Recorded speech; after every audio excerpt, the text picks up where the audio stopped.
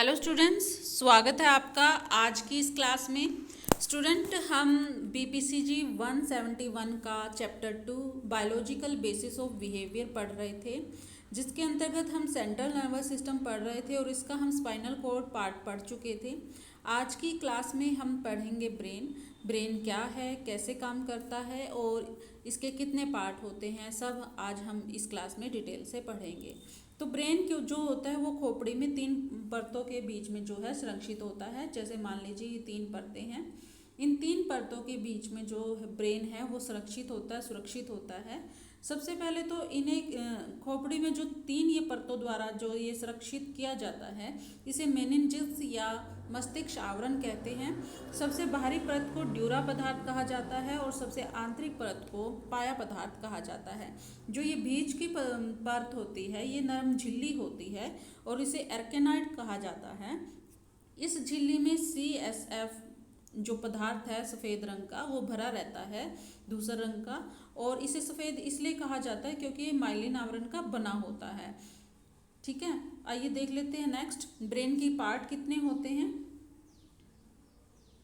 Brain के 3 part होते हैं, फोर ब्रेन, मिड ब्रेन और हिंड ब्रेन। फोर ब्रेन को अग्र मस्तिष्क, मिड ब्रेन को आप मध्य मस्तिष्क और हिंड ब्रेन को आप पश्च मस्तिष्क बोलेंगे। इसे आप अनुमस्तिष्क भी बोल सकते हैं।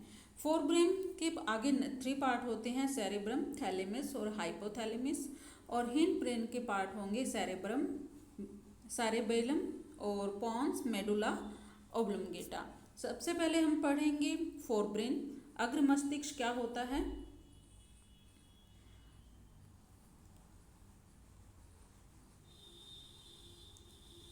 अग्र मस्तिष्क जो होता है इसका सबसे पहला पार्ट है सेरेब्रम पर मस्तिष्क। ये 2 गोलार्ध में बटा होता है जिसे सेरेब्रल कंटेक्स्ट कहते हैं। ये दोनों पार्ट जो हैं ग्रे मैटर के बने होते हैं। आप इस तरह से समझिए, जब ऊपर से आवरण हटा करके ब्रेन को देखा जाता है तो कुछ इस तरह से जो ब्रेन हमारा है दिखाई देता है। ये 2 गोलार्ध में बटा हुआ दिखाई देता है, इसे सेरेब्रल कंटेक्स्ट कहते हैं। आम भाषा में कहा जाए तो ये जितना बड़ा होगा ग्रे मैटर उतना ही व्यक्ति बुद्धिमान होगा। दोनों ही गोलार्ध जो है कॉर्पस कैल्शियम के बने होते हैं, कैल्शियम के बने होते हैं और उससे कैल्शियम के द्वारा जुड़े होते हैं। कॉर्पस कैल्शियम के द्वारा ये दोनों गोलार्ध जो हैं जुड़े होते हैं। प्रत्येक गोलार्ध में गहरी दरार होती है जिसे केंद्रीय सल्कस कहते हैं, और ये दरार जो है सेरेब्रम को 4 भागों में बांटती है। सबसे पहले कौन सा भाग है, फ्रंटल लोब। इसके द्वारा मांसपेशियों पर जो नियंत्रण रखा जाता है, ये ऐच्छिक पेशियों की क्रियाओं का आधार है। जो भी हमारे ऐच्छिक कार्य होते हैं, शरीर की ऐच्छिक क्रियाएं होती हैं, उसको कौन कंट्रोल करता है, उसे फ्रंटल लोब कंट्रोल करती है। इसके बाद आता है पाइरेटल लोब। इसका संबंध हमारी संवेदनाओं से होता है। जितने भी स्पर्श, गंध, तापमान, दर्द, भावनाएं, संवेदनाएं, जो भी कुछ हमें महसूस होता है, ये इसी लोब के कारण, इसी पार्ट के कारण होता है। जितने भी हमारी भावनाएं हैं, हमारे जो सेंसरी ऑर्गन्स हैं महसूस हमें कराते हैं, दर्द हमें महसूस होता है, खुशी हमें महसूस होती है, वो सब क्या होता है, पाइरेटल लोब के कारण होता है। अब आता है ऑक्सीपाइटल लोब। इसका संबंध हमारी दृष्टि से होता है। दृश्य के कारण जो संवेदनाएं हमें मिलती हैं वो सारी इसी पार्ट के कारण होती हैं। टेम्पोरल लोब के कारण हमें सुनने में मदद मिलती है। हम इसकी सहायता से ही विभिन्न जो ध्वनियाँ हैं सुन पाते हैं और उनमें भेद कर पाते हैं, उन्हें अलग अलग जो है महसूस कर पाते हैं कि कौन सी ध्वनि किस ऑर्गन से या किस सब्जेक्ट से आ रही है। नेक्स्ट पार्ट आपका है फोर ब्रेन का पार्ट थैलेमस। यह मध्य मस्तिष्क के ठीक ऊपर होता है और दोनों गोलार्धों के बीच में स्थित होता है, और ये अंडाकार आकार का होता है। थैलेमस हमें दर्द, ठंडा गर्म, चुभन, जल आदि का एहसास कराता है। इसमें हमें संवेदनाएं महसूस नहीं होंगी, दर्द महसूस होएगा, जलन महसूस होएगी। यहाँ पे जल लिखा हुआ है, यहाँ पे जलन आएगा, यहाँ जलन, और दर्द, ठंडा गरम, चुभन जो भी है वो थैलेमस के कारण हमें महसूस होता है। नेक्स्ट पार्ट है सेरेब्रम का हाइपोथैलेमस। हाइपोथैलेमस से क्या होता है, यह थैलेमस के जो है नीचे स्थित एक छोटी सी संरचना होती है। यह हमारी भूख, प्यास, घृणा, ताप, सब कुछ जो है ये नियंत्रण करता है। भूख को नियंत्रण करता है, प्यास को नियंत्रण करना है, घृणा, प्यार, ताप जो भी है ये हाइपोथैलेमस नियंत्रण करता है। उदाहरण के लिए जब हम गर्मी महसूस करते हैं तो हमें पसीना आ जाता है, वो किसके कारण आता है? हाइपोथैलेमस के कारण आता है, जिससे हमारे शरीर का जो तापमान है कम हो जाता है। और जब हमें ठंड लगती है तो हम कंपकपी आती है, वो भी किसके कारण होता है? हाइपोथैलेमस के कारण होता है। फोरब्रेन के कार्य क्या हैं अब देख लीजिए। यह सभी संवेदी अंगों से संदेशों को प्राप्त करता है। और संदेशों को प्राप्त कैसे करते हैं वो हम स्पाइनल कोड के अंतर्गत जो न्यूरॉन पढ़ा था हमने, न्यूरॉन में बता चुके हैं कि जो भी संवेदी सूचनाएं अंगों से हमें प्राप्त होती है दिमाग तक कैसे जाती है। जब न्यूरॉन के माध्यम से जो है सूचनाएं जो है दिमाग तक जाती हैं तो दिमाग में उसे फोर ब्रेन ही जो है प्राप्त करता है।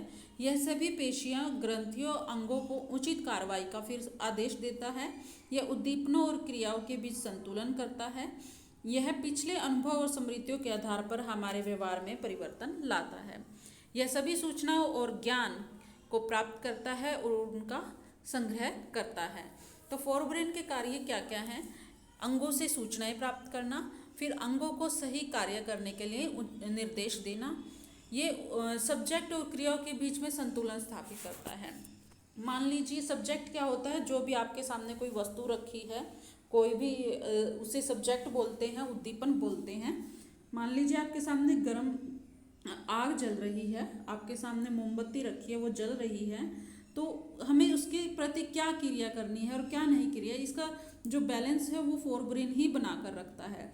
पिछले अनुभव और स्मृतियों के आधार पर हमारे व्यवहार में परिवर्तन लाता है। पिछले अनुभवों के आधार पर क्या?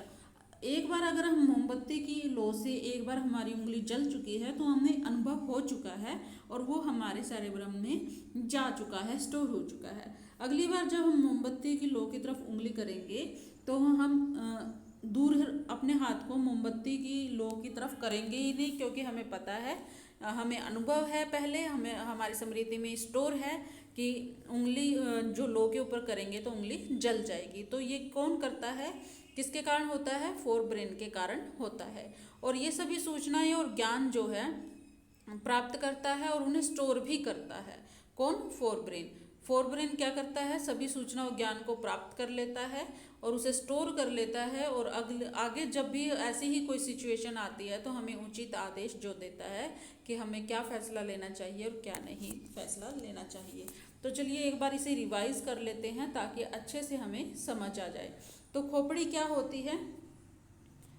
खोपड़ी जो होती है 3 परतों द्वारा सुरक्षित होती है। खोपड़ी नहीं, सॉरी, मस्तिष्क खोपड़ी में स्थित होती है और 3 परतों द्वारा इसे सुरक्षित किया जाता है।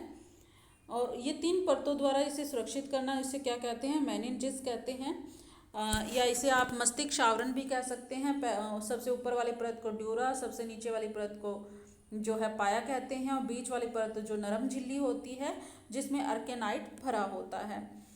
जो मस्तिष्क है वो 3 पार्ट में बटा होता है, फोरब्रेन, मिड ब्रेन और हिंड ब्रेन। आज की क्लास में हमने फोरब्रेन और इसके पार्ट देखे, सेरेब्रम, थैलेमस और हाइपोथैलेमस। सेरेब्रम क्या होता है? ये जो है 2 गोलार्धों में बटा होता है। एक पार्ट को राइट और दूसरे को लेफ्ट बोलते हैं, ठीक है। और दोनों ही जो पार्ट होते हैं वो ग्रे मैटर के बने होते हैं, और ये भी कहा जाता है कि जिसका ये भाग जितना बड़ा होगा उतना ही वो बुद्धिमान होगा।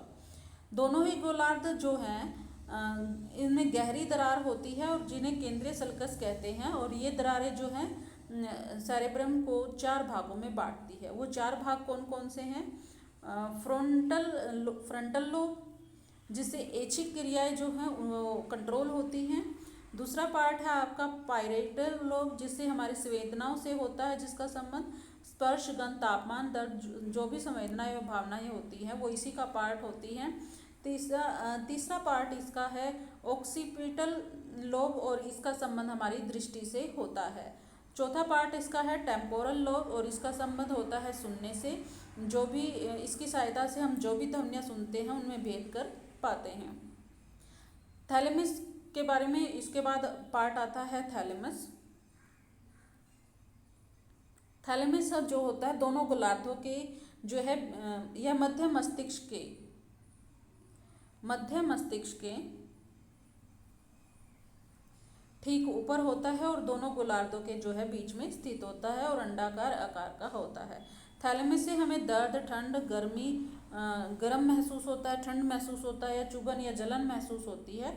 इन चीज़ों का आधार क्या है? थैलेमस है। नेक्स्ट है हाइपोथैलेमस। हाइपोथैलेमस से क्या होता है, नीचे ये जो थैलेमस होता है सेकंड पार्ट ब्रेन का, फोर ब्रेन का, उसके नीचे ये स्थित होता है और बहुत छोटा होता है। ये हमारी भूख, प्यास, घृणा, प्यार, ताप आदि को नियंत्रण करता है। ताप को कैसे नियंत्रण करता है कि जैसे मान लीजिए हमारा शरीर गर्मी महसूस कर रहा है, बहुत गर्मी लग रही है, तो हमें जो है पसीना आ जाता है। और पसीना किसके कारण आता है? हाइपोथैलेमस के कारण आता है। और जैसे जब सर्दियों में जब भी कभी ठंड होती है, ठंड हमें लगती है, तो हमारी एकदम से कभी छूट जाती है, जो किसके कारण होता है? हाइपोथैलेमस के कारण होता है। नेक्स्ट जो ब्रेन के पार्ट रह गए हैं, मिड ब्रेन और हिंड ब्रेन, वो हम नेक्स्ट वीडियो में करेंगे। आज के लिए ही इतना ही। धन्यवाद।